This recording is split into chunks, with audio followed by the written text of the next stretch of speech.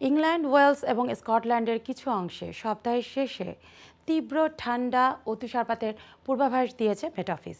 শনিবার দুপুর থেকে সোমবার সকাল ৯টা পর্যন্ত তুষার ও বরফের জন্য হলুদ সতর্কতা জারি রয়েছে। এই সতর্কতা ইংল্যান্ডের প্রায় সব অঞ্চল, ওয়েলসের বেশিরভাগ অংশ এবং দক্ষিণ স্কটল্যান্ডের কিছু অংশে কার্যকর হবে।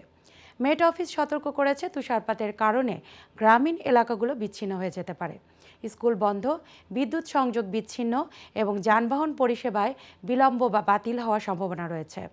এবছর তাপমাত্রা জানুয়ারির গড় থেকে প্রায় 5 ডিগ্রি সেলসিয়াস কম থাকবে। সতর্কবার্তায় জানানো হয়েছে, উত্তর পশ্চিম ইংল্যান্ড, পশ্চিম স্কটল্যান্ড এবং উত্তর আয়ারল্যান্ডে বৃহস্পতিবার সন্ধ্যা থেকে শুক্রবার সকাল পর্যন্ত বরফের জন্য পৃথক হলুদ সতর্কতা রয়েছে।